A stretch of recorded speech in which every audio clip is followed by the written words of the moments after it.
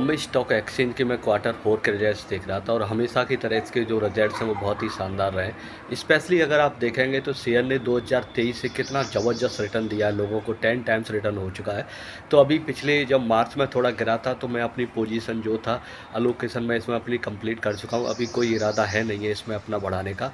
तो 70% की top line growth दिखाई है और नेट प्रॉफिट 364% के करीब इंक्रीज हुआ है कंपनी का। तो 90,000 के करीब इसका मार्केट कैप हो चुका है और return on equity ROC fundamentally तो कोई दिक्कत है ही नहीं है इस शेयर के अंदर। और ग्रोथ स्टोरी तो आपने पिछले 2 साल से देख ही रखी है, क्या शानदार इसके रिजल्ट्स आते हैं। और इसके ऑपरेटिंग रेवेन्यू की बात करूं तो वो भी 116% रहा है पिछले साल के कंपैरिजन में। तो अगर मैं एक बार समझें कि बॉम्बे स्टॉक एक्सचेंज कैसे काम करता है, तो अगर आपने देखा होगा कि एक तरीके से जैसे बॉम्बे स्टॉक एक्सचेंज पे क्या होता है कि ये एक तरीके से आपको ट्रेडिंग प्लेटफॉर्म प्रोवाइड कराएगा। आप ब्रोकर हुआ, कोई भी इन्वेस्टर हुआ, अगर शेयर को ख़रीदेगा तो उसके लिए ट्रेडिंग प्लेटफॉर्म प्रोवाइड कराएगा। दूसरा क्या है, क्लियरिंग और सेटलमेंट जो भी प्रोसेस होता है उसको ये इंश्योर उसकी सर्विस प्रोवाइड कराता है। तीसरा आपका लिस्टिंग फैसिलिटीज़ प्रोवाइड कराता है। जो भी कंपनी अपना आईपीओ लेना चाहती हैं, लिस्ट होना चाहती हैं बीएस बॉम्बे स्टॉक एक्सचेंज या एनएसई के थ्रू, वो अपना आईपीओ लाती हैं।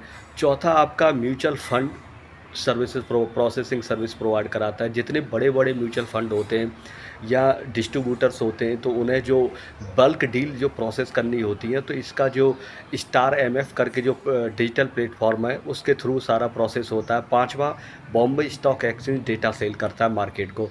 तो इन्हीं सारी चीज़ों पे चार्जेस के थ्रू अपना फीस जो लिस्टिंग की फ़ीस होती है, डेटा वगैरह सेल करके इन्हीं सारे सोर्सेज से इसकी अर्निंग होती है।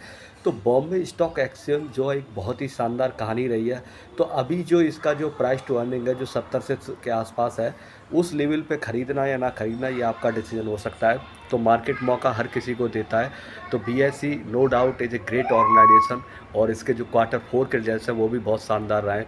अगर आप इसकी कॉन कॉल सुनेंगे तो कॉन कॉल से आपको आइडिया नहीं लगेगा कि क्या गाइडेंस है फ्यूचर को लेके, क्योंकि यहाँ पर आपको खुद ही समझना पड़ेगा।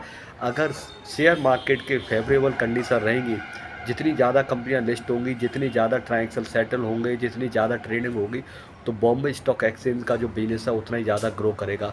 रिवर्स सिनेरियो जो शेयर मार्केट का है वो बॉम्बे स्टॉक एक्सचेंज के लिए ठीक नहीं है। तो पॉजिटिव सिनेरियो और इकोनॉमी अगर ग्रो करेगी तो बीएसई डेफिनेटिवली ग्रो करेगा। एक ग्रेट ऑर्गेनाइजेशन है और इसकी जो इन्वेस्टिंग प्रोसेस है वो भी ग्रेट हो सकती है, लेकिन थोड़ा वैल्यूएशन वाली चीज़ यहाँ पे कंसर्न वाली रहेगी कि क्या वैल्यूएशन ग्रेट लेवल पर अवेलेबल है। तो ये आपको ही डिसीजन लेना होगा। Thanks for listening, take care, bye.